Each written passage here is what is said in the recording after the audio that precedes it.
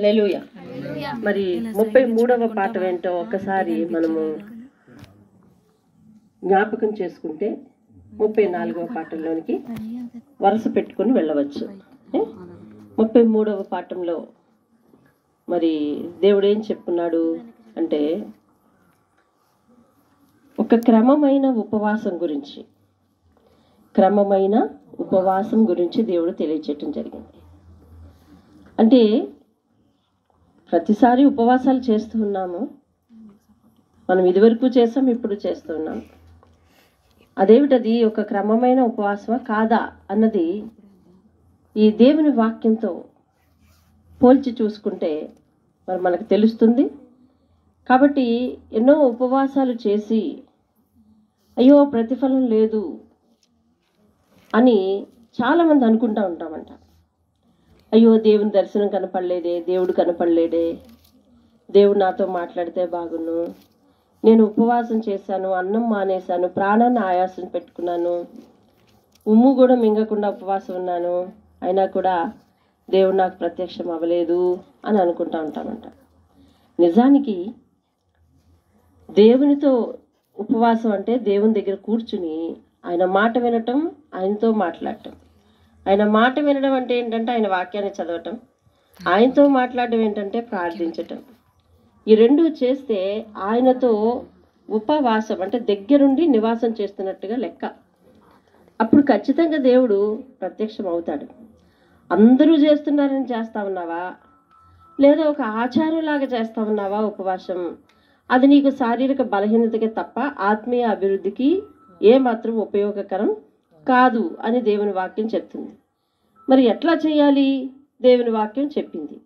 పద్ధతి ప్రకారం చేస్తే ఏమిటి, దాని లాభాలు కూడా చెప్పింది. ఏమిటట పద్ధతి ప్రకారం చేస్తే? పద్ధతి ప్రకారం ఎట్లా చేయాలంట? ఉపవాసం ఉన్న రోజున గొడవలు పెట్టుకోకూడదంట, వివాదాలు ఉండకూడదంట, ఏమండి, కుటుంబాలలో గుద్దులాటలు అంటే గొడవలు ఉండకూడదంట, ఏమండి, మరి ఇంట్లో ఉండకూడదంటే వీధిలో ఉండవచ్చునా? వీధిలోనే ఉండకూడదంట, ఏమండి. మరి ఎలా ఉండాలంటే మన కంఠస్వరము వీధుల్లో కాదు వినబడేది, ఎక్కడ వినబడాలి అని అంటే ప్రార్థన గదిలో వినబడాలి. దేవుని స్తోత్రం కదా. ఎక్కడ వినబడాలి? ప్రార్థన గదిలో వినబడితే దేవుడు వింటాడు. కాబట్టి ఉపవాసం ఉన్న రోజు ఎక్కువగా పని పెట్టుకొని దానివల్ల వచ్చే ఒత్తిడితోటి అందరి మీద కోపాలు చూపించుకుని మరి ఇంకా ఎవరు పలకరిస్తే వాళ్ళతో కస్సుబుస్సులాడుతూ సమాధానం లేకుండా ఉండటం అనేది సరైన ఉపవాసం కాదు అని దేవుని వాక్యం సెలవిస్తుంది. అట్టి ఉపవాసం నాకు అనుకూలమా అని దేవుడు అడుగుతా ఉన్నాడు. కాబట్టి తర్వాత ఏం చేయాలంట మరి ఆ రోజు? మరి దుర్మార్గులు కట్టిన కట్లను విప్పుట అంటే, కాడిమాను మేకులు తీయుట అంటే కష్టాల్లో ఉన్న వారిని ఓదార్చాలి. అటువంటి వారు మనకి కనిపిస్తే వారిని ఆదరించాలి, వారి కొరకు ప్రార్థించాలి. అలాగే ఆకలితో ఎవరైనా ఉన్నారని తెలిస్తే వారికి కడుపు నింపాలి. వస్త్రాలు లేకుండా ఎవరైనా ఎదురైతే వారికి వస్త్రాలు ఇవ్వాలి. అలాగే మరి ఏ కష్టం చేత నీ గుమ్మానికి ఎదురవుతున్నారో మరి వారిని మరి ఓదార్చి ధైర్యం చెప్పే స్థితిలో ఉండాలి తప్ప మరి ఇంకా 4 వేసి మరి వారి జీవితాన్ని ముగించేదాకా వాళ్ళని తీసుకుని పోకూడదు. కాబట్టి మరి వస్త్రహీనుడు కనపడినప్పుడు, అలాగే నీవు ఉపవాసం ఉన్నప్పుడు అన్నం మానేస్తావు. కాబట్టి ఆ భాగం ఎవరికైనా ఇవ్వడానికి ప్రయత్నిస్తావా? ఎవరికైనా సహాయం చేయడానికి ప్రయత్నిస్తావా? అన్నం ఒక్కటే కాదు, ఆహారం ఒక్కటే కాదు, ఆ దినములో నీకు ఎవరైనా బాధతో, లోటుతో, కొరతతో ఎదురైనప్పుడు వారికి నీవు సహాయం చేయడానికి పూనుకుంటావా? లేదా అట్టి మనసు నీకుందా? అలాగ చేస్తేనే సరైన ఉపవాసం తప్ప మరి చేతిని బిగించుకొని, మూతిని బిగించుకొని, మరి మనసును బిగించుకుని ఇంకేవేవో నీకు తోచినట్టే చేస్తూ దేవుని దగ్గర కూర్చోక, దేవుని దగ్గర ప్రార్థించక, మరి ఇతరులతో సమాధాన పడక, ఇతరులతో శాంతియుతంగా ఉండక, నీ ఇంట్లో వాళ్ళకి మనశ్శాంతి లేకుండా చేసి ఇటువంటివన్నీ కూడా సరైన ఉపవాసం కాదని ఆయన చెప్తున్నాడు. సరే, ఇష్టమైన ఉపవాసం చేస్తే, దేవునికి ఇష్టమైన ఉపవాసం చేస్తే ఎలా ఉంటుంది కూడా తెలియచేశాడు. అలా చేస్తే ఏంటంటే నీ వెలుగు వేకువ చుక్కవలే ఉదయించిన, అంటే మన ఇల్లు మరి కాంతివంతంగా, మన జీవితాలు కాంతివంతంగా ప్రకాశిస్తాయని చెప్పాడు. స్వస్థత నీకు శీఘ్రముగా లభిస్తుంది, నీ నీతి నీ ముందర నడుస్తుంది. యెహోవా మహిమ నీ సైన్యపు వెనకటి భాగమున, యెహోవా మహిమ అంటే దేవుని మహిమ అని అర్థం. దేవుని స్తోత్రం. దేవుని మహిమ మన వెనకటి, మన సైన్యపు వెనకటి భాగం అంటే మన వెనక భాగమున దేవుడు మరి కావలిగా ఉంటాడు అని అర్థం. అప్పుడు దేవుడు పిలిస్తే మరి ఉత్తరం ఇచ్చిన, అనగా మనం అడిగిన, మనం మొరపెట్టుకున్న విషయాలకు జవాబిస్తాడట. ఏమండి, ఇతరులను బాధించుటయు, వేలు పెట్టి చూపి తిరస్కరించుటయు, మరి చెడ్డదానిని మాట్లాడుటయు నువ్వు మానేయాలని చెప్తా ఉన్నాడు. సాధారణంగా మనుషులకు ఉండలేనిది ఏమిటి అంటే నాలుక అదుపులో ఉండదు. ఈ నాలుక అదుపులో లేక మరి ఇళ్లలో పళ్ళైనా మానేస్తాం తప్ప ఈ నాలుకకు బుద్ధి చెప్పుకోలేం. కాబట్టి అటువంటి పరిస్థితి మనలో ఉంటుంది. అలాంటి పరిస్థితి ఉన్నప్పుడు మనం దేవుణ్ణి దగ్గరగా ఆరాధించలేం, హృదయపూర్వకంగా ఆరాధించలేం. కాబట్టి ఆయన మహిమను మనం చూడలేం. కాబట్టి అలాంటి సందర్భాల్లో ఉపవాసం చేస్తే ఎట్లా ఉంటుందని అంటే ఏదో చేస్తున్నావు కాబట్టి చేస్తున్నట్టే ఉంటుంది తప్ప అందువల్ల నీకు ప్రయోజనం ఏమీ లేదు. అందుకని దేవుడు చెప్తా ఉన్నాడు, చీకట్లో నీ వెలుగు ప్రకాశిస్తుంది. ఎలాగా? ఆశించిన దాన్ని ఆకలి గొన్ని వారికి ఇచ్చి శ్రమపడిన వారిని నువ్వు తృప్తిపరిచిన ఎడల, అనగా ఓదార్చిన ఎడల చీకట్లో నీ వెలుగు ప్రకాశిస్తుంది, అంధకారం నీకు మధ్యాహ్నం వలె ఉంటుంది. యెహోవా నిన్ను నిత్యము నడిపిస్తాడు అని తృప్తిపరిచి నీ ఎముకలకు బలపరుస్తాడు అని చెప్పి చెప్తా ఉన్నాడు. అలాగే మీరు విశ్రాంతి దినాన్ని కూడా సరిగా పాటించరు, ఉపవాసాలు సరిగా చేయరు, ఆదివారాన్ని సరిగా పాటించరు అని దేవుడు మన లోపాలను మనకు చూపిస్తున్నాడు. లోపం చూపించకపోతే సరిచేసే విధానం లేదు. కాబట్టి లోపాన్ని చూపించినంత మాత్రాన తప్పును మాత్రమే వేలెత్తి చూపిస్తున్నాడు అని అనుకోవడానికి లేదు. బైబిల్ పాపం గురించి తప్పు గురించి మాట్లాడుతుంది. ఎందుకంటే దాన్ని సరిచేయాలి. కాబట్టి మనిషి దాని విషయంలో సరిచేయబడకపోతే మోక్షానికి చేరలేడు. కాబట్టి నువ్వెవరు నాకు వేలెత్తి చూపించేది అని అనేంత వరకు మనం ఏ మనిషి మాట వినం. మరి దేవుడు చెప్తే వినాలి కదా. మరి దేవుడు చెప్తే వినేది ఏమిటంటే గ్రంథంలోని మాటలే దేవుడు చెప్తే వినేది. దేవుని స్తోత్రం కలుగు. మరి దేవుడు అంటా ఉన్నాడు, నా విశ్రాంతి దినాన్ని కూడా మీరు మరి వ్యాపారం చేస్తూ అలాగే మరి అది దేవునికి ప్రతిష్ఠితమైన దినమని ఊరుకోకుండా విశ్రాంతి దినం రోజు ఘనమైనదిగా ఎంచకుండా మీరు ప్రవర్తిస్తున్నారు. అలా చేస్తే నాకు ఇష్టం లేదు అని చెప్పి మరి విశ్రాంతి దినాన్ని ఎలా పాటించాలి? ఘనంగా పాటించాలి. ప్రతి ఆదివారం పండగే మనకు. సంవత్సరానికి ఒకసారి కాదు, నెలకు ఒకసారి కాదు, 2 వారాలకు ఒకసారి కాదు మనకు పండగ. వారం వారం కూడా పండగలాగే దేవుని దగ్గరికి వెళ్ళాలి. ఎందుకంటే అది దేవుడు మాట్లాడే రోజు, దేవునికి వాగ్దానం చేసే రోజు. విశ్రాంతి దినం గురించి ధర్మశాస్త్రము 5 గ్రంథాల్లో కూడా చాలా అద్భుతంగా మరి వర్ణించబడింది. అది ప్రతిష్ఠిత దినం అంట, వ్రత దినం అంట, ఆశీర్వదింపబడిన దినం అంట, ఏమండి యెహోవా ఏర్పాటు చేసిన దినం అంట. ఏమండి ఎలాంటి దినములు మరి దానికి ఆ విశ్రాంతి దినానికి చాలా పేర్లు ఉన్నాయి. కాబట్టి అటువంటి దినము నువ్వు ఘనంగా ఎంచాలంట. చాలా ఘనంగా ఎంచి దాన్ని ఘనంగా పాటిస్తే అప్పుడు దేవుడు ఏమంటున్నాడంటే నిన్ను ఘనంగా చేస్తాడంటున్నాడు. దేవునికి స్తోత్రం. అంతే. నువ్వు దేవుణ్ణి ఘనంగా ఎంచితే దేవుడు నిన్ను ఘనంగా చేస్తాడు. అర్థమవుతుందండి? అందరూ చేస్తున్నారు కాబట్టి చేస్తే అందరికీ ఎంత ఇవ్వాలి నీకు అంత ఇస్తాడు. అలా కాదు, దేవుడు నా దేవుడు అని చెప్పి నువ్వు దేవుణ్ణి ఘనంగా ఎంచాలి నీ హృదయం విషయంలో, నీ విషయంలో. ఏమండి? కాబట్టి 14వ వచనం చెప్తాడు, ఇప్పుడు నీవు ఆనందించదవు, దేశం యొక్క ఉన్నత స్థలముల మీద నిన్ను ఎక్కించదను అని దేవుడు చెప్తూ అంటాడు. నేను చెయ్యమన్న పని చేయకుండా నాకు దేవుడు సహాయం చేయలేదే, నాకు దేవుడు నా ప్రార్థన ఆలకించలేదే, నాకు ప్రత్యక్షం అవ్వలేదే, నా కష్టాన్ని చూడలేదే, దేవుడు కూడా కళ్ళు లేవే, ఇంకా ముక్కు లేదే, ఇక నా చెవులు లేవే, హృదయం లేదే, మనస్సు లేదు దేవుడికి, కాబట్టి దేవుడు కూడా కఠినాత్ముడు, ఇట్లాంటి ఎన్నో పదాలు ఉపయోగించి దేవుణ్ణి మనము నిందిస్తూ ఉంటాం. దేవుడు అడుగుతూ ఉన్నాడు, ఇదిగో నీవు ఉండమన్న పద్ధతిలో నువ్వు జీవించకుండా నన్ను ప్రశ్నిస్తే నేను నిన్ను రక్షించలేకపోవడానికి నా చేతులు ఏమన్నా కురచగా ఉన్నాయా అడుగుతున్నాడు దేవుడు. అర్థమైందండి? నా చేతులు ఏమన్నా కురచగా ఉన్నాయా? ఇంకేం అడుగుతున్నాడు? నా చెవులు ఏమన్నా మందంగా ఉన్నాయా నీ ప్రార్థన వినకపోవటానికి, నీ మనవి వినకపోవటానికి? నీ హృదయాన్ని సరి చేసుకోకుండా నన్ను అడుగుతున్నావు కాబట్టి నీవు చేసిన దోషములు, నీ హృదయంలో నిలవబెట్టుకున్న పాపములు, ఏమిటి చెడు ఆలోచన, చెడ్డదాన్ని బట్టి మాట్లాడేవి, ఇవన్నీ కూడా నాకు నీ హృదయం కనిపించకుండా, నీ ప్రార్థన వినకుండా ఒక గోడవలే ఉన్నాయి. కాబట్టి ముందు వాటిని తొలగించుకోవాలి అని చెప్పి దేవుడు హెచ్చరిస్తున్నాడు. దేవుని స్తోత్రం కలుగునుగా. దేవుడి హెచ్చరికైనా దేవుడి గద్దింపైనా మనకి ఒక ప్రేమపూర్వకమైన ఆశీర్వాదం. అది దేవుని స్తోత్రం కలుగు. ఎవరు చెప్తే వింటావు? నువ్వు ఇంత వయసు వచ్చింది, మరి పెద్దవాళ్ళం అయిన తర్వాత ఎవరు చెప్తే వింటాం? ఎవరు చెప్పినా వాళ్ళకి తిరిగి నచ్చ చెప్పే తెలివితేటలు మనకు వచ్చాయి. కానీ దేవుడు చెప్పిన మాట వినకపోతే మాత్రం తిరిగి నచ్చ చెప్పే అవకాశం మనకి లేదు. అర్థమవుతుందండి? దేవుడు చెప్పిన మాటను వినాలి. ఎలా నడుచుకోవాలో బైబిల్ దారి చూపిస్తుంది.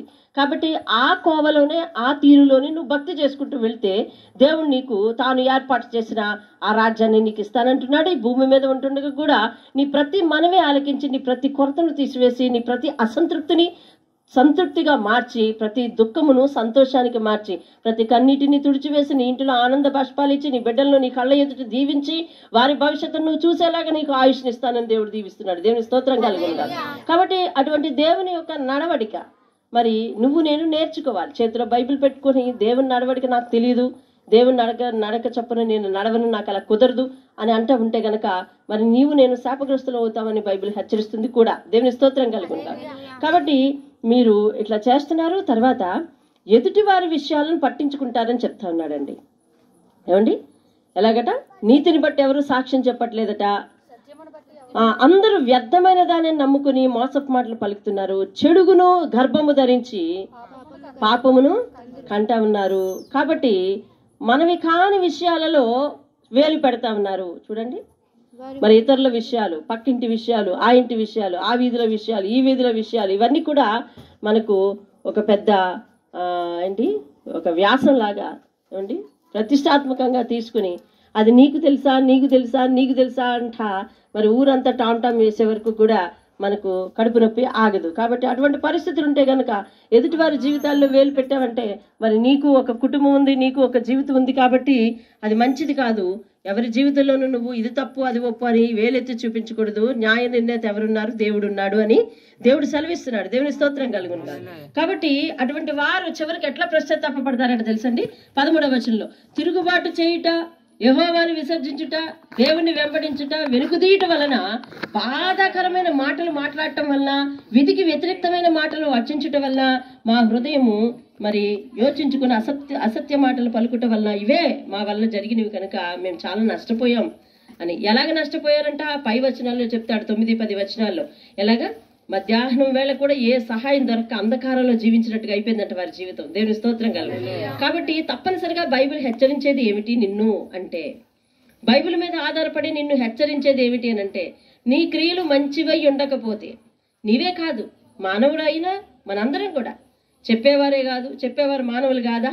చెప్పేవారు మానవులే, వినేవారు కూడా మానవులే. కాబట్టి బైబిల్ ఏమని హెచ్చరిస్తుందంటే, మానవుడా నీ క్రియలు సరి చేసుకోకపోతే దానివల్ల నువ్వు ఉపవాసాలను లేకపోతే మరి ఏదో అను, విశ్రాంతి దినాలను లేకపోతే దాన్ని వ్రత దినమను లేకపోతే ప్రతిష్ఠిత దినమను, నువ్వేం పేరు పెట్టినా కూడా నీ నడవడిక బాగోలేకపోతే నీ ప్రవర్తనకు తగిన ప్రతిఫలమే నీ జీవితంలోనికి వస్తుంది తప్ప మరి శుభం కలగాలి అనంటే, మంచి జరగాలి అనంటే, నా బిడ్డల జీవితం ఎందుకు ఇట్లా అయింది, నా బ్రతుకు ఎందుకు ఇట్లా అయింది అని నీవు భవిష్యత్తులో తల మీద చేసుకోకుండా ఉండాలి అనంటే నువ్వు మరి అన్ని విషయాల్లో కూడా చెడ్డదాన్ని బట్టి మాట్లాడటం కానీ, లేకపోతే ఇక్కడ విషయాలు అక్కడ మాట్లాడటం కానీ, లేకపోతే ఏంటంట చెడుగును గర్భము ధరించి పాపాన్ని కంఠం కానీ ఇట్లాంటివన్నీ కూడా చేయకూడదు అని దేవుని వాక్యము హెచ్చరిస్తుంది. దేవుని స్తోత్రం కలుగు.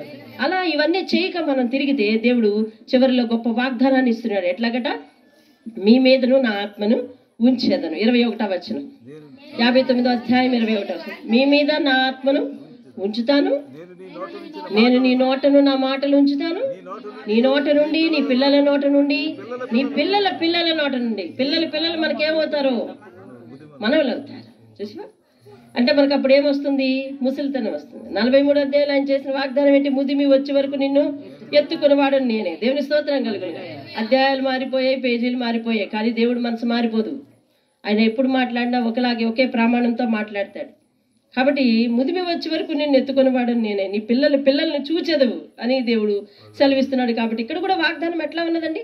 నీ నోట నుండి, నీ పిల్లల నోట నుండి, నీ పిల్లల నోట నుండి కూడా నేను దాన్ని తీసివేయక ఎల్లప్పుడూ కూడా తొలగిపోకుండా, ఈ కాలం మొదలుకొని ఎల్లప్పుడు కూడా తొలగిపోవు అని వాగ్దానం చేస్తున్నాడు. దేవుని స్తోత్రం కలుగు. మరి ఇప్పుడు చెప్తా ఉన్నాడు 60వ అధ్యాయంలో, అయితే లెమ్ము, ఉన్న స్థితి నుంచి లే, ఓ ఇశ్రాయేలు, ఓ యాకోబు కుటుంబమా, దేవుని నమ్మిన ప్రజలారా, వాక్యం వింటున్న వారులారా, ఉపవాస దిన క్రమాన్ని సరిచేసుకున్నారా? విశ్రాంతి దిన క్రమాన్ని సరిచేసుకున్నారా? దేవుని యందు భక్తి చేయటం అనే విధానాన్ని సరిచేసుకున్నారా? హృదయంలో ఏవేవో పెట్టుకుని వాళ్ళ గురించి వీళ్ళ గురించి ఈ హిస్టరీలు తప్ప ఇంకేమైనా ఉన్నాయా నీ హృదయంలో? ఇవన్నీ పెట్టుకుని ఉపవాసం చేస్తూ నాకు దేవుడు కనిపించలేదు, నేను అడిగింది ఇవ్వలేదు అనే పరిస్థితి ఉందా? దేవుని దగ్గరికి ఏం మనసుతో వస్తున్నావు? ఇట్లాంటివన్నీ దేవుడు ప్రశ్నించి వదిలేసి చివరిలో ఒక వాగ్దానం ఇచ్చాడు. అవును కదా? ఇప్పుడు అట్టి వాగ్దానం ఎలాంటిది? తరతరాలు నిలిచేది. వాగ్దానం ఎలాంటిదండి? తరతరాలు నిలిచేది. సరే, దేవుడు ఏమంటా ఉన్నాడంటే, నీవు నీ గతకాల భక్తి విధానం నాకు నచ్చకపోయినా బాగోకపోయినా నేను నిన్ను క్షమిస్తున్నాను.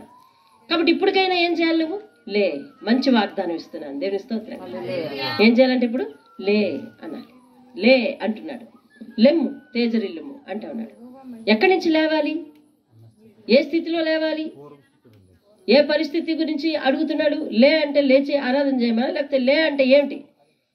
ఇప్పుడు నేను మాట్లాడిన మాటలను బట్టి నీ హృదయ స్థితి ఎలాగుందో గమనించుకొని ఆ స్థితి నుంచి నువ్వు బయటికి లే. ఈ వాక్యాన్ని వింటున్న ఎవరమైనా ఏమండి, మనం చేసేది ఒక నిష్ట కలిగిన ఉపవాసం అని అనుకుంటా ఉంటాం. దేవుడు ఉమ్ము మింగద్దు, ఊపిరి తీయద్దు, అన్నం తినద్దు అని చెప్పలేదు. అన్నం తినకపోవటమే ఉపవాసమా?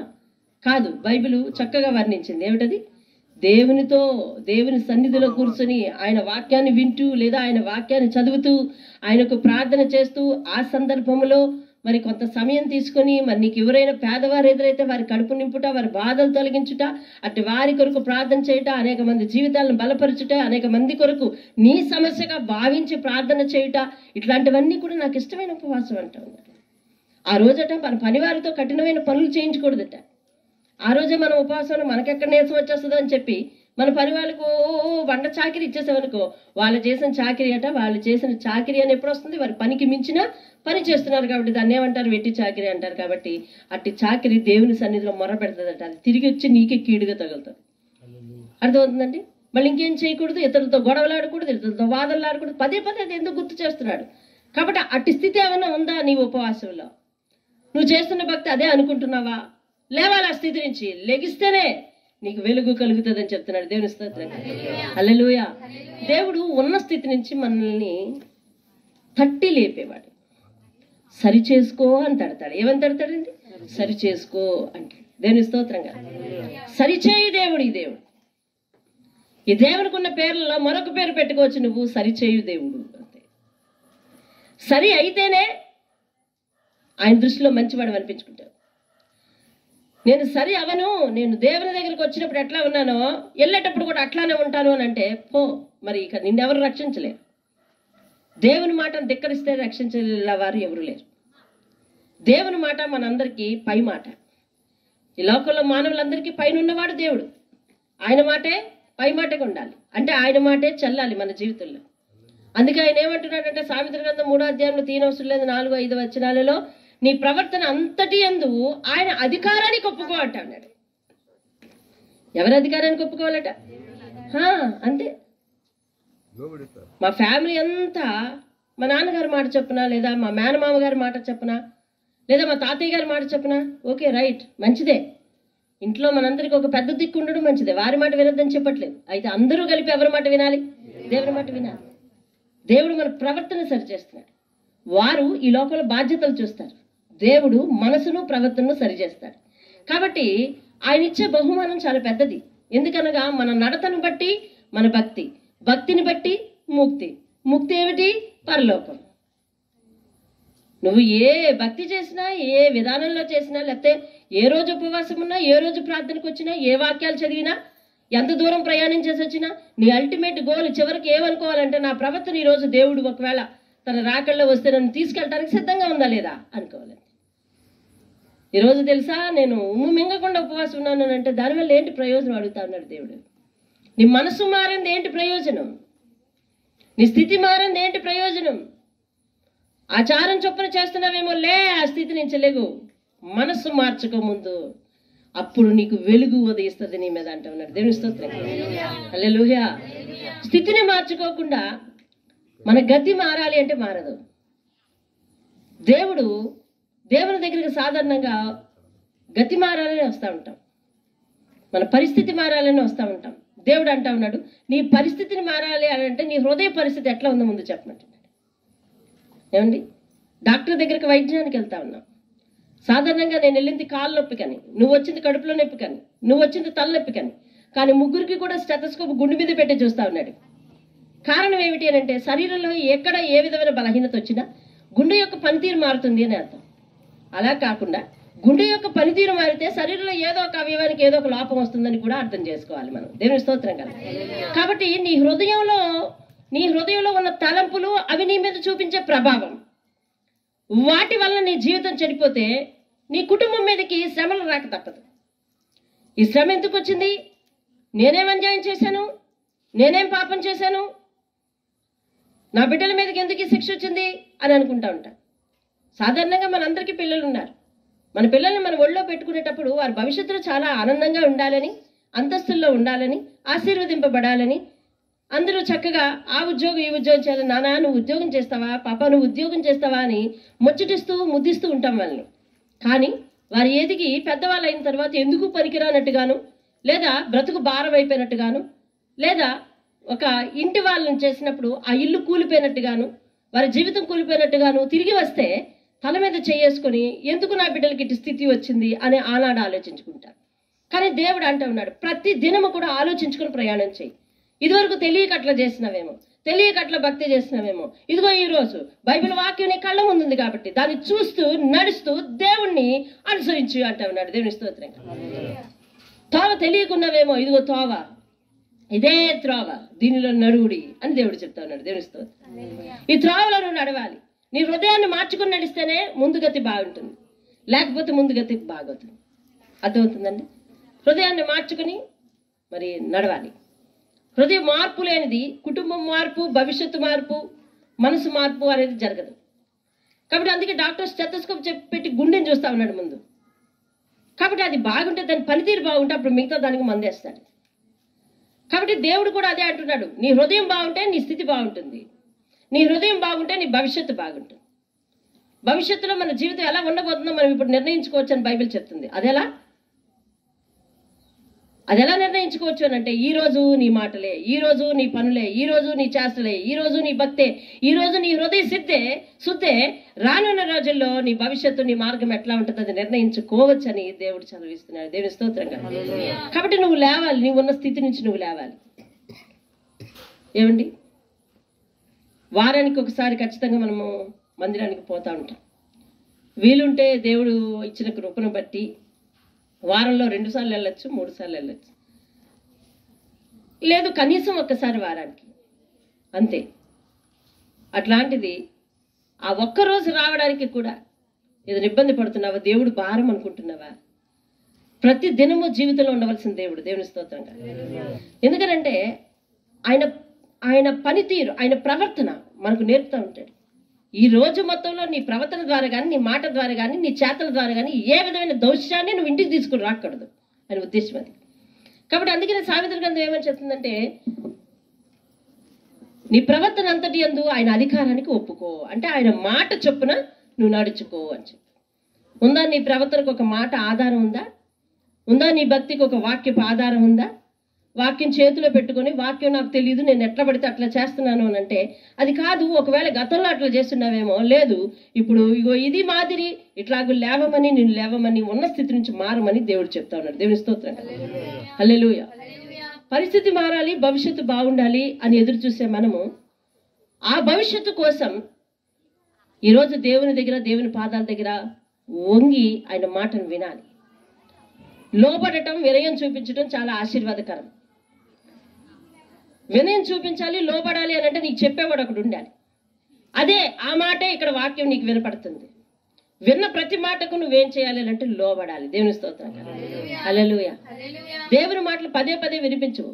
ఎప్పుడో ఏడాదికి ఒకసారో లేకపోతే వారానికి ఒకసారో నీకు వినిపిస్తూ ఉంటాయి. కాబట్టి వారానికి ఒకసారి వినిపించే వాక్యానికి కాస్త చెవి ఇవ్వాలి, మనసు ఇవ్వాలి. అవి దేహంలో జీర్ణం చేసుకోవాలి, నడవడికలో చూపించాలి, దేవుడు నిన్ను చూసి మెచ్చాలి, నీ పరిస్థితి మార్చాలి. అంతే. దేవుని స్తోత్రం. ఇవన్నీ జరగాలి. అంతేగాని నా హృదయం ఎట్లుంది అని ఆలోచించకుండా మానవుడు ప్రయాణిస్తున్నాడు. నా హృదయం ఎట్లుందని ఎవరికి పరిశీలన లేదు. నేను మాట్లాడేదే కరెక్టు, నేను చేసేదే కరెక్టు, నా సిద్ధాంతమే కరెక్టు, నా విధానమే కరెక్టు అని అనుకుంటూ ఉంటాడు. అర్థమవుతుందండి? అద్దం మన ఎదుటి లేనంత వరకు నేను బాగానే ఉన్నాను అనుకుంటా. అద్దం మన ఎదుటి లేనంత వరకు నేను బాగానే ఉన్నాను అనుకుంటా. అద్దాన్ని ఎదురుగుండా పెట్టుకుని చూస్తే మనం ఎలా ఉన్నామో మనకు కనిపిస్తుంది. వాక్యము అద్దం లాంటిది, దేవుని వాక్యం అద్దం లాంటిది. దేవుని వాక్యంలో ఏముంటాయి? దేవుని ఆజ్ఞ ఉంటుంది, దేవుని యొక్క ప్రేమ, విధి విధానాలు ఉంటాయి. వాటి ఛాయలో, వాటి ఎదురుగుండా నిలబడి మన ప్రవర్తనను ఏం చేసుకోవాలంటే సరి చేసుకోవాలి. హృదయాన్ని అప్పగించినంత వరకు కూడా ఎంత దూరం వెళ్ళినా, ఎంత పరిస్థితిలోనికి మనం వెళ్ళినా కూడా మన జీవితాలకు ముక్తి రావాలంటే అది రానే రాదు. దేవుడు చెప్పిన మాటను మనం పాటించకుండా మనం ఏదో చేద్దాము, ఎన్నో రోజులు కటిక ఉపవాసం ఉందాం అన్నా కూడా అయ్యే పని కాదు. నేను చెప్పాను మొన్న, నా జీవితంలో ఎన్నో మొక్కుబడులు చేసుకున్నాను. కానీ చివరికి ప్రభు మేమేం మార్చుకోవాలని అడిగితేనే తప్ప అలా మార్చుకున్న తర్వాతే జీవితం సరిపడింది, పరిస్థితి సరిపడింది. అంతే. దేవునికి నువ్వు అన్నం మానేసి ఉంటే ఆయనకి ఏం అన్నం లేదా? నువ్వు మానేసిన అన్నం వల్ల ఆయనకి ఏమైనా లాభం కలిగారా? లేకపోతే నువ్వు ఇచ్చే దాని వల్ల ఆయనకి ఏమైనా లేదా? నేను ఎంత ఇచ్చాను నాకెందుకు దేవుడు చేయడు అని అనటానికి ఇది వ్యాపారం కాదు, భక్తి. కాబట్టి భక్తిలో ముఖ్యంగా పెట్టుబడి పెట్టవలసింది హృదయమే. అది లేకుండా ఏదో ఏదో ఇస్తాను అని అనుకోవటం చాలా పొరపాటు. అది లేకుండా ఏదో ఏదో చేస్తాను అని అనుకోవడం చాలా పొరపాటు. దేవుడు అడుగుతున్న ఒక విలువైన కొబ్బరికాయ ఏదైనా ఉంది అని అంటే అది నీ హృదయమే. అది దేవుని పాదాల దగ్గరకు తీసుకొచ్చి పగలగొట్టాలి. అయ్యా నా హృదయం పగలగొడుతున్న కొబ్బరికాయ పగలిగితేనే తెలిసేది లోపల స్వచ్ఛంగా ఉందా, లేకపోతే కుల్లిగా ఉందా, లేకపోతే ఎలా ఉంది, ఆ నీరు ఎలా ఉంది, అట్లా తెలిసేది. కాబట్టి నీ హృదయం అనే కొబ్బరికాయ నన్ను పాదాల దగ్గరికి వచ్చి పగలగొట్టాలి. పగలగొడితేనే అప్పుడు అందులో ఏముందో బయటకు వస్తుంది. దేవుని స్తోత్రం. హల్లెలూయా. గతంలో ఒకటి అక్కడ ఇచ్చి ఒకటి తెచ్చుకున్నాం, ఓ చెప్పు అక్కడికి ఇచ్చి ఓ చెప్పు తెచ్చుకున్నాం. కారణం ఏంటో తెలుసా? ప్రభువా ఈ సఖాన్ని రిపేర్ చెయ్యి. ఇదిగో 2 చెప్పులు నీ దగ్గర పెడుతున్నాను అంటే నా హృదయాన్ని నీ దగ్గర పెడుతున్నానయ్యా. ఇప్పుడు నువ్వు దీన్ని స్వస్థపరిచావని, దీని మీద నీ హస్తం ఉంచావని, దీన్ని బాగు చేసావని అనుకుంటున్నాను. కాబట్టి ఇందులో ఒకటి నేను పట్టుకెళ్తాను నీవిచ్చిన ప్రసాదంగా అంట. దేవుని స్తోత్రం. పద్ధతి మంచిదే. నిజంగా నీ హృదయాన్ని బద్దలు కొట్టుకుంటున్నావా? దేవుని దగ్గరికి వెళ్ళక పూర్వము తిరిగి వచ్చేటప్పుడు నీ ప్రవర్తన మారిందా? నీ ఆలోచన మారిందా? పగలగొట్టావా గుమ్మం మీద నీ హృదయాన్ని? పగలగొట్టి ఆ చెక్కలు దేవుని దగ్గర పెట్టాలి. అయ్యా ఇదిగో నా హృదయం, నా హృదయానికి ఇలాంటి పరిస్థితి ఉంది, ఇలాంటి మొండితనం ఉంది, లేకపోతే ఇలాంటి కలహాలు ఉన్నాయి, ఇలాంటి వివాదాలు ఉన్నాయి, ఇలాంటి చెడ్డ మాటలు ఉన్నాయి, ఇలాంటి దురలవాట్లు ఉన్నాయి అని ఆయన దగ్గర పెట్టాలి.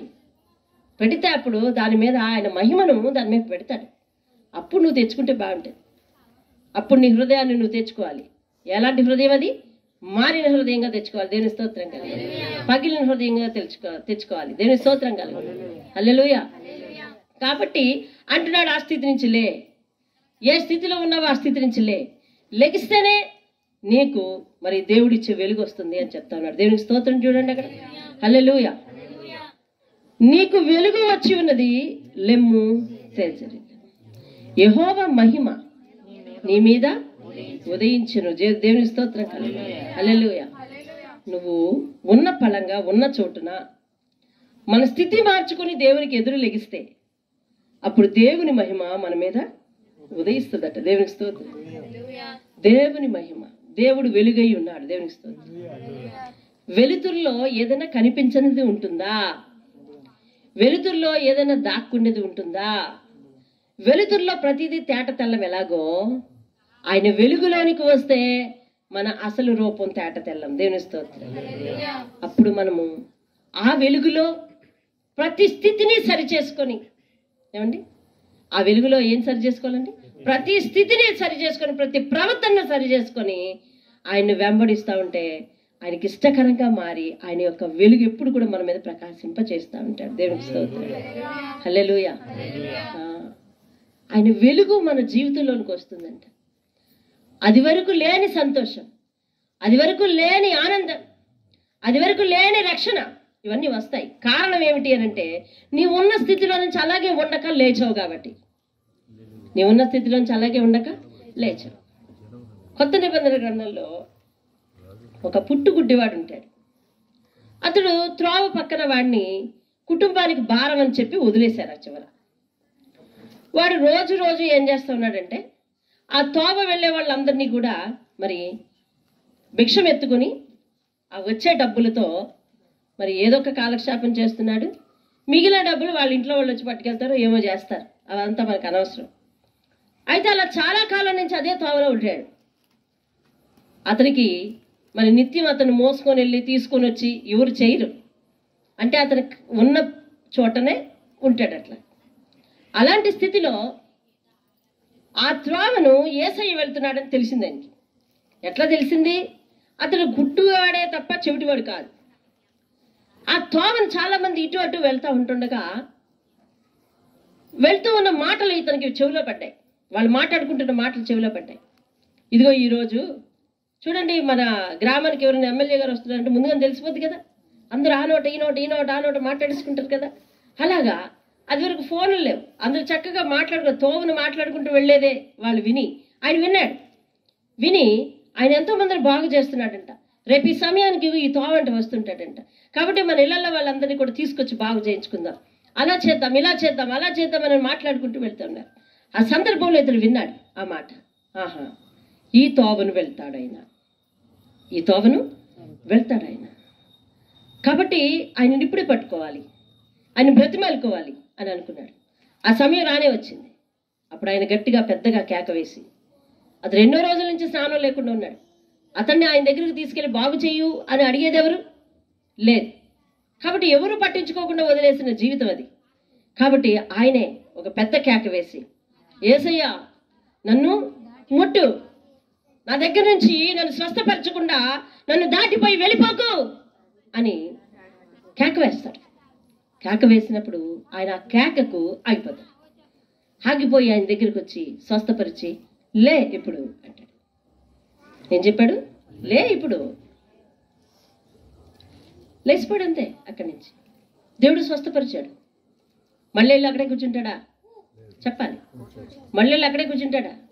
లేదంటే ఇక్కడే ఎర్నింగ్ బాగుంది, ఇక్కడే డబ్బులు వస్తూ ఉన్నాయి, మరి ఇంకా నాకు ఇది అలవాటు అయిపోయింది, చూపు లేదు కాబట్టి ఇమ్మన్నాను ఇచ్చారు మీరు, కాబట్టి ఇక్కడే నాకు అలవాటు అయిపోయింది, నేను తిన్నంత తింటాను, మిగతా డబ్బులు ఇంటికి పంపిస్తాను, ఇక్కడ అడుక్కోవడం అలవాటు అయిపోయింది, ఒకనాడు బిజినెస్ ఒకనాడు చేసింది కాదు ఇది, నేను చాలా కాలం నుంచి నా తల్లిదండ్రులు వదిలేసిన దగ్గర నుంచి ఇదే చేస్తున్నాను అంటాడా? అక్కడి నుంచి లేచిపోయి వేరే స్థితిని చూసుకుంటాడు. అంతే కదా? అవును. దేవుడు నిన్ను నీ హృదయాన్ని బాగు చేసిన తరువాత అక్కడి నుంచి లేగవాలి, ఆ స్థితి నుంచి లేవాలి, ఆ తెలియనటువంటి భక్తిహీనత నుంచి లేవాలి. అదవుతుందండి. అంది నాకు తెలుసు అనుకునే మూర్ఖత్వం నుంచి లేవాలి. లేవకపోతే, శుద్ధి చేసుకోకపోతే శుద్ధి ఇవ్వడు. నువ్వు మారాలి అన్నది ఆయన ఉద్దేశం. ఏం మారాలి? ఏం మారాలి? మతమా? అది హృదయం మారాలి. ఏమండి? హృదయం మారాలి. వినండి, దేవుని దగ్గరికి వచ్చిన వాళ్ళ జీవితాలు మారలేదా? మారలేదని చెప్పండి, నేను ప్రసంగం మానేస్తా.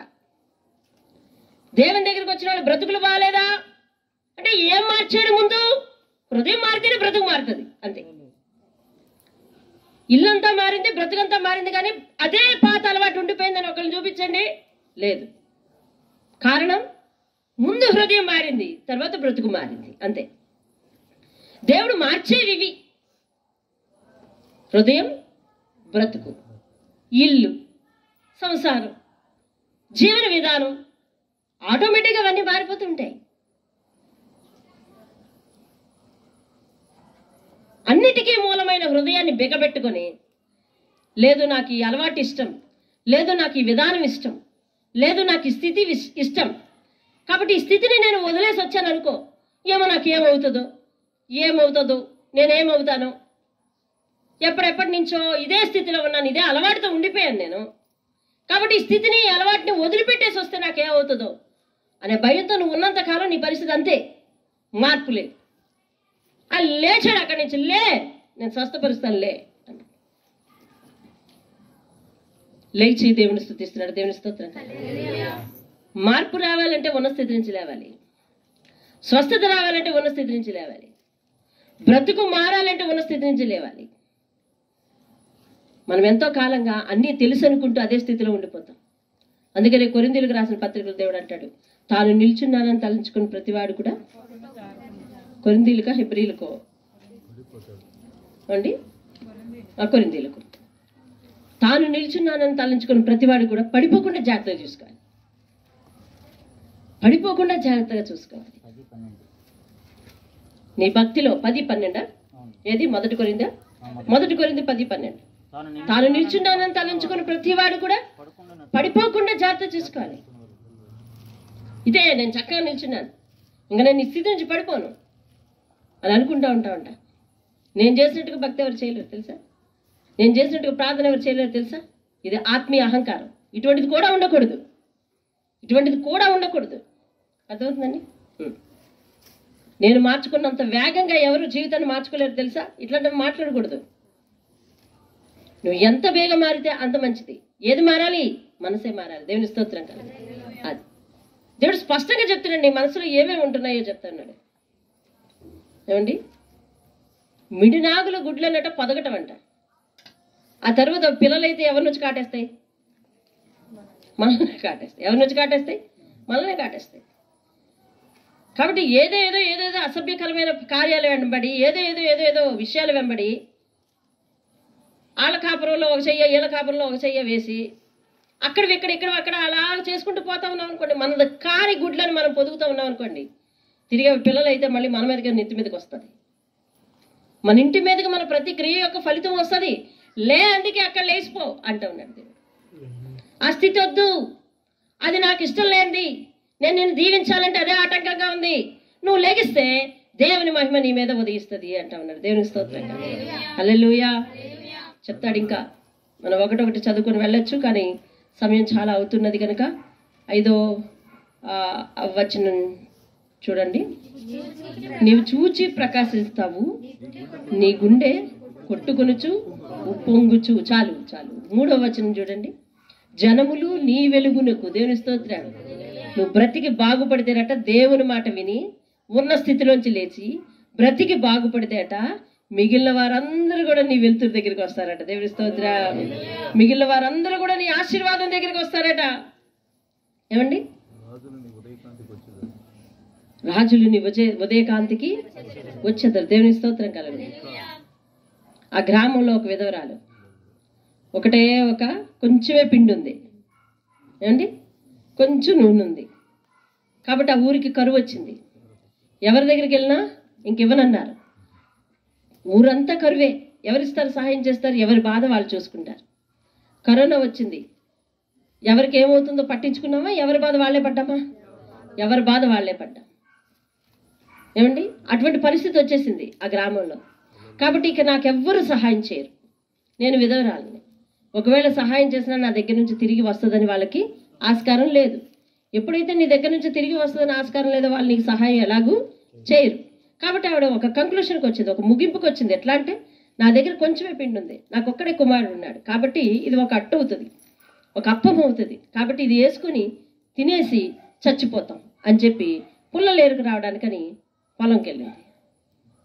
పుల్లలు ఏరుకు రావడానికి ఎక్కడికి వెళ్ళిందండి? పొలంలో పచ్చని పొలాలు ఉంటాయా? ఎండిన పొలాలు ఉంటాయా? ఎండిన పుల్లలే ఉన్నాయి. ఎందుకు? అంత ఘోరమైన కరువు, ఆమె పొలంలోనికి వెళ్ళిందని రాసి ఉంటుంది అక్కడ. ఆమె ఘోరమైన కరువు కాబట్టి పుల్లలు ఏరుకోవటానికి వెళ్ళింది. ఏరుకొని వస్తూ ఉండగా అక్కడ ఒక దైవజనుడు కనిపించాడు. అమ్మా, ఏం చేస్తున్నావు? అయ్యా, ఇదిగో నా దగ్గర కొంచెమే పిండి ఉంది, నేను అట్టు వేసుకుని పిల్లలకి పెట్టేసి నేను తినేసి చచ్చిపోతాము అని అనుకుంటున్నాను. అలా కాదు, నేను చెప్పిన పని చెయ్యి, నీకున్న దాంట్లో నాకు ఒకటి వేసి పెట్టు అని అంటే ఆమె గుర్తించింది. అతను దైవజనుడా, నా దగ్గర ఏమీ లేదని చెప్తా ఉన్నాను కదా, అయినా నీ మాట చొప్పున చేస్తానని ఇంటికి వచ్చింది, వేసింది. మొట్టమొదటి ఆయనకే పట్టుకెళ్ళి ఇచ్చింది. తిరిగి వచ్చింది, మరలా చూస్తే అందులో పిండి ఉంది, మరలా వేసింది అట్టు.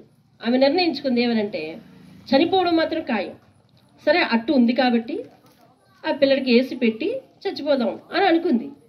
దైవజనుడు అడిగేసరికి తన నిర్ణయం మార్చుకుంది. ఎలా తెలుసా? ఉన్నది ఆయనకి ఇచ్చేసి తినకుండా చచ్చిపోదాం, ఏదైనా చావే కదా అనుకుంది. చావు మాత్రం ఖాయం.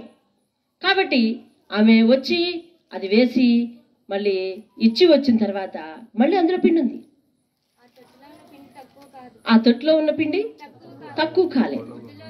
బుడ్డిలో నూనె అయిపోదని యెహోవా సెలవిచ్చును అని చెప్పి యాజకుడు చెప్పాడు, దైవజనుడు చెప్పాడు.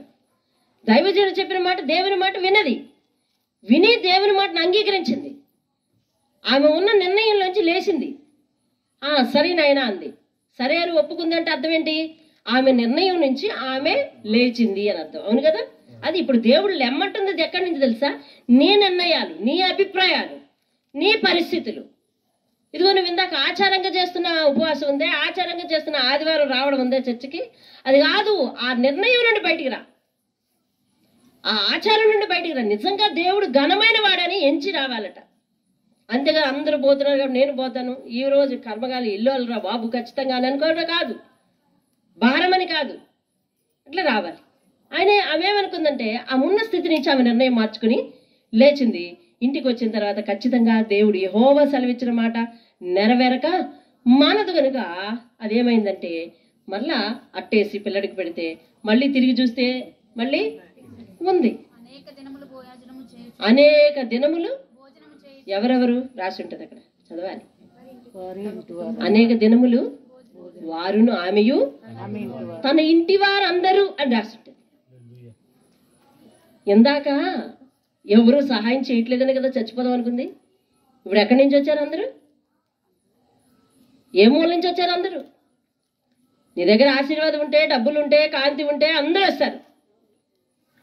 అసలు అది నిజమైన ప్రేమ కాదా చూడాలి అని అంటే నీకేమి లేనప్పుడే అన్ని టెస్టులు తేలిపోతాయి, కరెక్ట్గా వస్తాయి. అందుకని ఉపవాసంతో తీసుకోమంటారు టెస్టులు అన్నీ కూడా. అర్థమైందండి? పరగడుపుని తీసుకోవాలి టెస్టులు. ఎందుకు? ఏమీ లేనప్పుడు తీసుకుంటేనే బాగా వస్తాయి. అది అసలు స్థితి బయటపడుతుంది. అన్నీ ఉన్నప్పుడు ఏం బయటపడవు, ఏమీ లేనప్పుడు అయితేనే లోపాలన్నీ బయటపడతాయి. కాబట్టి మనకి ఏమీ లేకుండా ఒక్కొక్కసారి అందరి యొక్క ప్రేమలను టెస్ట్ చేయడానికి బాగుంటుంది.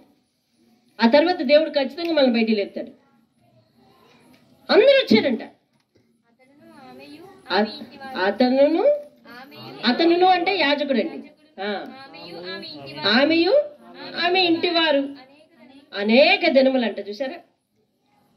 అందరూ ఉంటే అన్ని ఉంటే ఏమైంది? అందరూ కూడా వచ్చేసారు. ఇదిగో రాజులు నీ వెలుగుకు వచ్చేదరు. దేవుని స్తోత్రం. నీ బ్రతుకు బాగుంటే నిన్ను వదిలిపెట్టిన కుటుంబాలన్నీ కూడా ఏమొస్తాయంటండి? నీ దగ్గరికి వస్తాయంట. దేవుని స్తోత్రం కలుగుతా. కాబట్టి సమయం అవుతుంది, కొంచెం ముందుకెళ్దాం. చూడండి, ఇంకా ఆయన ఇచ్చిన దీవెనలు చూద్దాం. చూడండి 14వ వచనం. నిన్ను బాధించిన వారి సంతానపు వారు. ఆహా, దేవుని స్తోత్రం. అర్థమైందా? నీ పాత స్థితి కొత్త స్థితి, మార్పు ఉంటుంది. దేవుని పిలుపుని అందుకుని దేవుడు చెప్పినట్టుగా మన పాత బ్రతుకును మార్చుకొని లేచామా, పాత బ్రతుకుకు కొత్త బ్రతుకుకు ఖచ్చితంగా తేడా ఉంటుంది. అర్థమైందండి? అది అప్పుడు, ఎప్పుడు? సృష్టికర్త నీ జీవితంలో లేనప్పుడు. ఇది ఇప్పుడు, ఎప్పుడు? యేసు సృష్టికర్త నీ జీవితంలో ఉన్నప్పుడు. దేవుని స్తోత్రం కదా. దేవుడు ఉన్న చోట వ్యసనానికి చోటు లేదు, దేవుడు ఉన్న చోట మోసానికి చోటు లేదు, దేవుడు ఉన్న చోట పాపానికి చోటు లేదు. అవన్నీ చేయడానికి వెసులుబాటుగా ఉండాలంటే నువ్వు దేవుడికి దూరంగా ఉండడమే మంచిది. అందుకే దేవుని దగ్గరికి రాలేవు, దూరంగా ఉంటావు. వచ్చిన తర్వాత ఏమవుతుంది? బ్రతికే మారుతుంది. ఫస్ట్ హృదయం మారిన తర్వాత ఏమవుతుంది? హృదయంలో ఒక నిర్ణయానికి వస్తాడు. నేను ఈ వ్యసనం వైపు పోను, నేను ఈ అలవాటు వైపు పోను, నేను ఈ పాపం వైపు పోను. ఇదంతా ఏమవుతుందండి? ఏం జరుగుతుంది? మార్పు జరుగుతుంది. దేవుని స్తోత్రం కలుగుతుంది. హల్లెలూయా. మార్పు జరుగుతుంది. అది అప్పుడు దేవుడు నీ జీవితంలో లేనప్పుడు. ఇది ఇప్పుడు దేవుడు నీ జీవితంలో ఉన్నప్పుడు. అర్థమవుతుందండి? అది వరకు నిన్ను విడిచిపెట్టిన వారందరూ కూడా నీ ఎదుటికి వచ్చి ఏమవుతారటండి? సాగిల పడతారట. ఏంటి? దేవుని స్తోత్రం చెప్పండి. హల్లెలూయా.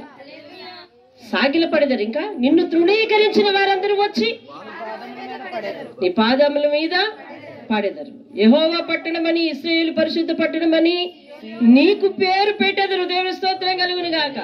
యెహోవా పట్టణం అనగా దేవుని పట్టణం, అంటే దేవుని మనుషులు అంటారట. దేవుని స్తోత్రం. హల్లెలూయా. ఈ కాలనీలో మారిన మీ అందరిని ఏమంటున్నారు? దేవుని మనుషులు అంటలేదా? అంటున్నారు. కారణం ఏమిటి అంటే, అదిగో పాత జీవితం కొత్త జీవితం, పాత బ్రతుకు కొత్త బ్రతుకు. ఏమండి? అందులో అన్నీ ఉన్నాయి, దేవుడు లేడు. ఇప్పుడు కొన్ని దేవుని కొరకు వదిలిపెట్టుకొని చేయాలి. దేవుడు ఉంటాడు మన జీవితంలో. దేవుని స్తోత్రం. హల్లెలూయా. నిన్ను తృణీకరించిన వారందరూ కూడా వచ్చి నీ పాదముల మీద పడెదరు. దేవుని స్తోత్రం కలుగును. 16వ వచనం. యెహోవానగు నేను నీ రక్షకుడననియు బహు పరాక్రమము గల యాకోబు దేవుడు నాకు విమోచకుడననియు నీకు తెలియబడినట్లు నీ జనముల పాలు కుడిచి రాజుల చంటి పాలు త్రాగెదవు. నేను ఇత్తడికి ప్రతిగా బంగారమును తెచ్చుచున్నాను. దేవుని స్తోత్రం కలుగును. ఇత్తడి అనగా గట్టి లోహం అండి. అనగా అది ఒక కష్టానికి సాదృశ్యం ఇక్కడ. కానీ తేలికది, విలువైనది ఏం తెస్తాడట? బంగారం తెస్తాడు. దేవుని స్తోత్రం కదా. హల్లెలూయా. అంటే మన శ్రమ తీసివేయబడుతుంది, మన నింద, మనకి భారం, నింద తీసివేయబడుతుంది. దేవుని దగ్గరకు వస్తే ఇవన్నీ వస్తాయేమో, అందరూ విడిచిపెడతారు, నిందలు తిరస్కారాలు వస్తాయేమో అని అనుకుని సర్వశక్తుడైన దేవుడిచ్చే రక్షణ పోగొట్టుకుంటాం. అర్థమవుతుందండి? సర్వశక్తుడైన దేవుడిచ్చే రక్షణ పోగొట్టుకుంటాం. అట్లా పోగొట్టుకుంటే మనకు ఒరిగేదేమీ లేదు. ఇదిగో ఖచ్చితంగా దేవుడు మనల్ని ఎవరైనా విడిచిపెట్టినా, ఎవరైనా బాధించినా వారు తిరిగి మళ్ళీ నీ దగ్గరకు వచ్చేటట్లు నేను చేస్తాను అని దేవుడు చెప్తా ఉన్నాడు. ఇత్తడికి ప్రతిగా ఏమిస్తాడంటండి? బంగారం ఇస్తాడంట. ఇనుమునకు ప్రతిగా వెండిని, కర్రకు ప్రతిగా ఇత్తడిని. అనగా అంతకు ముందు విలువలేని స్థితిని ఇప్పుడు విలువైన స్థితిగా చేస్తాడు. హల్లెలూయా. అంతకుముందు ఏ స్థితి? అంతకుముందు ఏ స్థితి? విలువ లేని స్థితి. ఇప్పుడు ఏ స్థితికి తీసుకొస్తాడట? ఏ స్థితికి తీసుకొస్తాడట? విలువైన స్థితికి తీసుకొస్తాడట. దేవుని స్తోత్రం కదా. యేసు లేనప్పుడు మన జీవితంలో విలువ లేదు కదా, అవునా? మన జీవితంలో వ్యసనం రాజ్యం వెళ్ళింది. ఏమండి? వ్యసనంతో ఉన్నప్పుడు అందరూ మన దగ్గర ఉన్నారు, మన భుజాల మీద చేసుకుని మరీ కూడా మనతో స్నేహం చేశారు.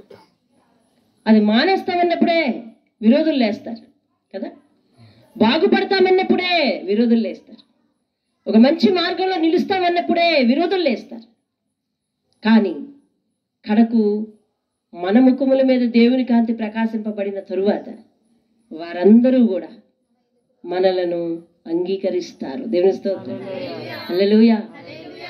విలువ లేని వాళ్ళము, విడవబడిన వాళ్ళం అనుకుంటామేమో కానీ దేవుడు వారిలో ఒక్కరి అయిన వారిని 1000 మందిని చేస్తానంటున్నాడు. దేవుని స్తోత్రం. ఆయన వాగ్దానాలు ఏనాడు కూడా ఎప్పుడు కూడా మాసిపోవు, మానిపోవు. అర్థమవుతుందా? నెరవేరు తీరుతాయి. దేవుని స్తోత్రం. కాబట్టి ఆయన ఇచ్చే వాగ్దానాలు ఇంకా చూడండి. సమాధానమును నీకు అధికారులుగా. సమాధానం అంటే ఏంటండి? నెమ్మది, ప్రశాంతత. ఏ స్థలముకి వెళ్ళినా, ఏ పని మీద వెళ్ళినా, ఏ స్థలముకి వెళ్ళినా, ఏ పని మీదకి వెళ్ళినా లేదు. మన ఇళ్లలో గడ్డు పరిస్థితులు చోటు చేసుకున్నా చివరికి ఏం దొరుకుతుందట? సమాధానం. ఆమేన్. దేవుని స్తోత్రం. అదే సమస్య కొన్ని సంవత్సరాలు అయి అలా పాతపడిపోతుంది కొందరి ఇళ్లలో. కానీ అదే సమస్య మన ఇళ్లలో వస్తే ఆయన ఏం చేస్తాడంటే దాన్ని సమాధాన పరుస్తాడట. దేవుని స్తోత్రం కదా. హల్లెలూయా. మనం సమాధానం పొందక మానము, గెలుపు పొందక మానము, లేచి నిలబడక మానము. అర్థమవుతుందా? ఎప్పుడంటే ఆయన మాట విని ఉన్న స్థితి నుంచి లేచినప్పుడు. దేవుని స్తోత్రం. హల్లెలూయా. సమాధానాన్ని నీకు అధికారులుగాను, నీతిని నీ విచారణకర్తలుగాను నియమిస్తాడు. ఇకను నీ దేశమున బలత్కారమున మాట, అంటే కష్టం అనే మాట వినపడదంటండి.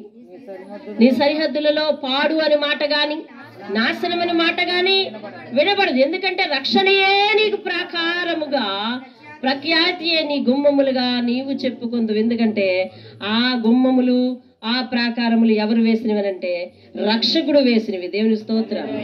హల్లెలూయా. అవన్నీ ఎవరు వేసినవండి?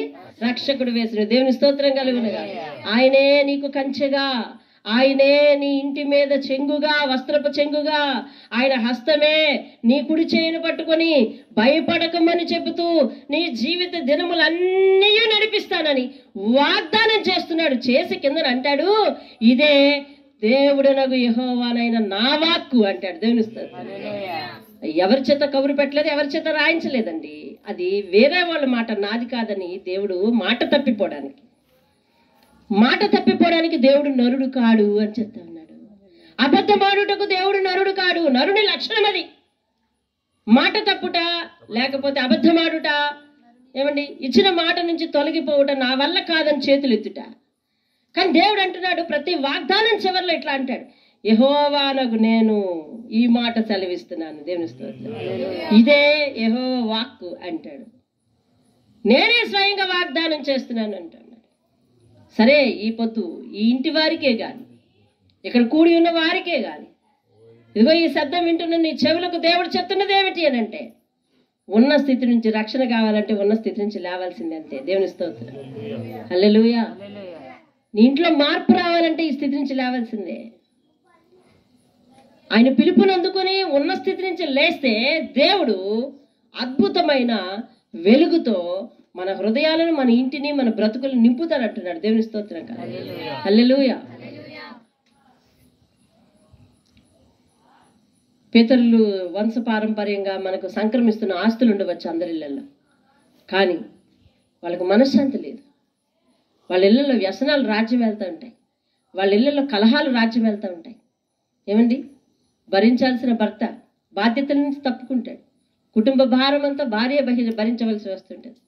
ఏమండి, భరింపబడే భార్య భర్త మాట వినదు. వీళ్ళిద్దరూ కూడా పిల్లలకి ఏమంటే తలకు బరువుగా ఉంటారు.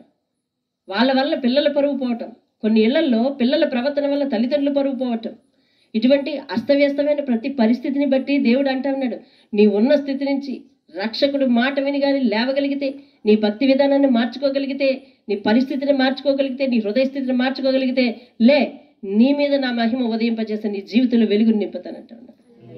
దేవుని స్తోత్రం కలుగు. అంతకుముందు భారం అనుకున్న ప్రతి పరిస్థితిని నేను తేలికగా చేస్తాను అంట. అంతకుముందు అవమానాన్ని మోసావేమో, ఇప్పుడు గౌరవాన్ని మోస్తామని పిలుస్తున్నాడు దేవుడు. ఆయన వాగ్దానాలు ఎంతో మెండైనవి. దేవుని స్తోత్రం కలుగు. ఇవి బయట ఎక్కడ ఖరీదుతో దొరకనివి. ఆయన సన్నిధిలో ఆయన మాట విని ఉన్న స్థితి నుంచి లేస్తేనే మనకు దొరికేవి. దేవుని స్తోత్రం కలుగు. కాబట్టి మోకరించండి, ప్రార్థన చేద్దాం. కుంతిం లాంటి పాట అదే 17వ వచనం. నేను ఇత్తడికి ప్రతిగా బంగారమును తెచ్చుచున్నాను, ఇనుమునకు ప్రతిగా వెండిని కర్రకు ప్రతిగా, ఇత్తడిని రాళ్లకు ప్రతిగా, ఇనుమును సమాధానమును నీకు అధికారులుగాను, నీతిని నీకు విచారణకర్తలుగా నియమిస్తాను. దేవుని స్తోత్రం. హల్లెలూయా. అంటే ఇవన్నీ ఏమిటి? ఇప్పుడు ప్రతి పోలికలోనూ కూడా ఫస్ట్ది విలువ తక్కువది, తర్వాతది విలువైంది. కాబట్టి పాత విలువలేని ప్రతి పరిస్థితిని తీర్చి విలువైన జీవితంగా మారుస్తానంటున్నాడు దేవుడు. అది దేవుని స్తోత్రం. విలువైన జీవితంగా మారుస్తానంటున్నాడు. మోకరించండి. ఆయన పిలుపును వింటావా?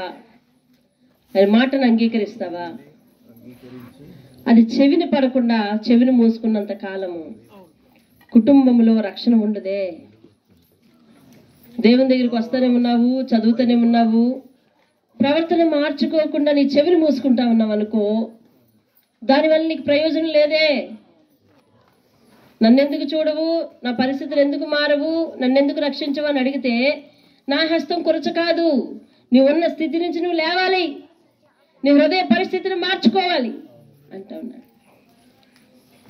ఎంత చక్కని వాక్యం ఉన్నా మురికి హృదయంలో ఉంటే వెళ్ళి ఏమవుతుంది? వెళ్ళదు. అసలు వెళ్ళడానికి అంగీకరించదు. అది వాక్యం పరిశుద్ధమైనది, పాల వంటిది, నిన్ను శుద్ధి చేసేది. మన హృదయంలో ఉన్న ప్రతి మస్టును తీసివేసుకోవాలి, కడుక్కోవాలి దాంతో. అలా కాదు, అట్లానే ఉంటానంటావా? ఈ మాటలు నాకు కాదని చెవులు మూసుకుంటావా? నీ కుటుంబంలో మార్పు రాదే. నీ కుటుంబంలో మార్పు రావాలి అని అంటే మన జీవితంలో ప్రతి ఒక్కరి ప్రవర్తన యందు ఆయన మాటకు ఒప్పుకోవాలంట. ఆయన మాట ఏం చెప్తుంది? హృదయాన్ని మార్చుకోమని చెప్తుంది అంతే. అది మానవునికి కష్టమై దేవుడిచ్చే ఫలితాన్ని అందుకోలేకుండా అయిపోతుంది. ఎవరు దేవుడు, ఏ దేవుడు అనే విషయం పక్కన పెడితే అసలు దేవుడు చెప్పే మాట ఏమిటంటే హృదయాన్ని మార్చుకోమంట. మానవుడు చేయలేని పని ఏమిటంటే అదొక్కటి. కాబట్టి ఎన్ని చోట్లకి వెళ్ళినా, ఎన్ని చర్చిలకు వెళ్ళినా, ఎంత వాక్యం వినినా, ఎన్ని క్షేత్రాలకు వెళ్ళినా, ఎన్ని పరిస్థితులు చోటు చేసుకున్నా మన హృదయం మారట్లేదు. కారణం ఏంటంటే మానవుడు బెగబెట్టేది హృదయం, దేవుడు అడిగి శుద్ధి చేయాలనుకున్నది హృదయం. కాబట్టి ఆయన పిలుపు అందుకోకపోతే బైబిల్ నా చివరి నుంచి చివరి వరకు తిరగేసేసాను అన్నా కూడా నీకు నాకు మోక్షం ఉండదే. హృదయం అనే కొబ్బరికాయను ఆయన పాదాల దగ్గర పగలగొట్టి, అయ్యా ఇందులో ఇంత మస్ట్ ఉంది కడుగయ్యా అని ఆయన ఇష్టానికి ఒప్పుకోవాలి. అప్పుడు నీ హృదయం మారుతుంది. పరిశుద్ధుడానికి వందనాలు. నీ బంగారు పాత్రకు, నీ బంగారు పాదాలకు వందనాలు అయ్యా. మా హృదయం అనే పాత్ర ఏ రీతిగా ఉన్నదో పరిశీలించుకొని ఆ స్థితి నుంచి లేవమంటా ఉన్నావు. ఎన్నో అద్భుతమైన ఆశీర్వాదాలు, విలువలేని జీవితాన్ని విలువైనదిగా ఒంటరి అయిన వారి యొద్దకు వచ్చి విలువైన వారు పాద నమస్కారం చేస్తారని, నేతిని మాకు రక్షణకర్తలుగాను సమాధానానికి మాకు అధికారులుగాను ఉంచుతామని, ఇక మీదట నీ పురములలో నాశనం అనే మాట వినపడదు అని, బలత్కారం అనే మాట వినపడదు అని మీరు సెలవిస్తూ ఉన్నారయ్యా. నీవే వెలుగువై ప్రకాశించి ఆ వెలుగులో మమ్మల్ని నడిపిస్తానని కింద వాక్యాల్లో చెప్తున్నారు. మీరు ఇచ్చిన ఆశీర్వాదాలు గొప్పవి అయ్యా. వాటిని సొంతం చేసుకోవాలనుకుంటే మా హృదయాన్ని మీ పాదాల దగ్గర లొంగ తీసుకోవడానికి సహాయం చేయండి. నీ మాట విని సాగిలపడాలి. ఎవరైతే నీ మాట విని సాగిలపడుతున్నారు అటు వారిని అందరినీ కూడా దీవించి ఆశీర్వదించు. వారు ఉన్న ఫలంగా వారి హృదయ స్థితిని బట్టి దానిని మార్చుకోవడానికి లేవాలి. లేము, తేజరిల్లుము. నీకు వెలుగు వస్తుంది. ఆ వెలుగును నువ్వు రిసీవ్ చేసుకో. యెహోవా మహిమ నీ మీద ఉదయిస్తుంది. ఆ వెలుగులో నువ్వు నడువు. నీ దారి చీకటి దారి అని మాట్లాడుతున్నావయ్యా. నీ మాటలను మేము చెవిని పెట్టి హృదయాన్ని పెట్టి మా బ్రతుకులో పెట్టుకుని నీ మాటకు సాగిలపడి మా కుటుంబాలలో గొప్ప ఆశీర్వాదాలు తెచ్చుకోవడానికి సహాయం చేయండి. ఈ మాటలు నీ నోట నుండి నీ నోట్లో, నీ పిల్లల నోట్లో, నీ పిల్లల నోట్లో ఉంచుతాను తప్ప ఎన్నడూ నేను చేసే వాగ్దానం తొలగించను అంటా ఉన్నావు. బహుతరములకు సంతోష కారణంగా నిన్ను చేస్తాను, నిన్ను శాశ్వత శోభాతిశయముగా చేస్తాను అంటా ఉన్నావు తండ్రి. ఎన్నో తరాలకు సంతోష కారణంగా చేసి మా జీవితాలలో విలువలైనటువంటి వస్తువులను తీసివేసి విలువైన బహుమానాలతో నింపుతానంటా ఉన్నాం. అట్టి గొప్ప వాగ్దానాలు, బహుమానాలు మేము సొంతం చేసుకుంటాం. ప్రతి ఇల్లు నీకు లోబడాలి. ఇంటిలో ప్రతి వ్యక్తి నీకు లోబడాలి. ఆ ఇళ్లలో ఉన్న వ్యక్తులలో ప్రతి హృదయం నీకు లోబడాలి. వారి జీవితాలలో నీ మాటే నాయనా తండ్రి అధికారము చెయ్యాలి. నీ మాట చెప్పున వారిని నడిపించాలి. అట్టి స్థితి ప్రతి కుటుంబానికి దయచేసి నీ సమాధానమును వారి హృదయాల్లో నింపి నడిపించమని. యేసయ్యా, అన్నీ ఉన్నా కానీ నువ్వు లేకపోతే ఎంత వెలితో, నువ్వు ఉంటే ఏవి లేకున్నా ఎంత సంతృప్తో. లోకం మీద ప్రజలందరూ చూడడానికి అనుభవాన్ని దయచేయండి. మీరే మహిమ ఘనత ప్రభావాలు పొందమని యేసయ్య అతి శ్రేష్టమైన నామంలో బ్రతిమాలుకుని, ముఖ్యంగా ఈ ఇంటి వారిని కూడా నీ చేతికి అప్పగించుకుంటూ, వారిని వారి బిడ్డల్ని కూడా నీ చేతికి అప్పగించుకుంటూ, సద్గుణాలు కలిగిన బిడ్డల్ని ఇచ్చావయ్యా.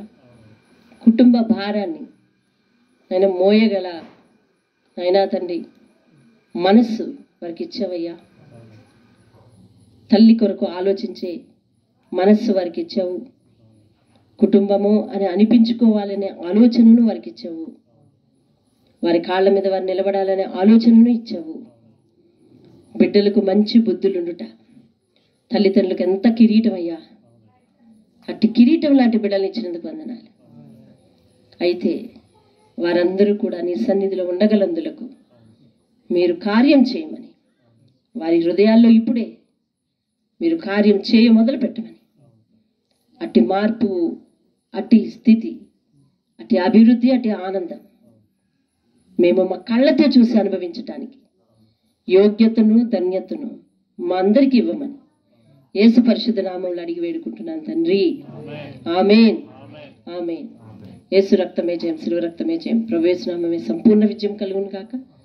అపవాది క్రియలకు అనంత నాశనం కలుగును గాక. ఆమేన్.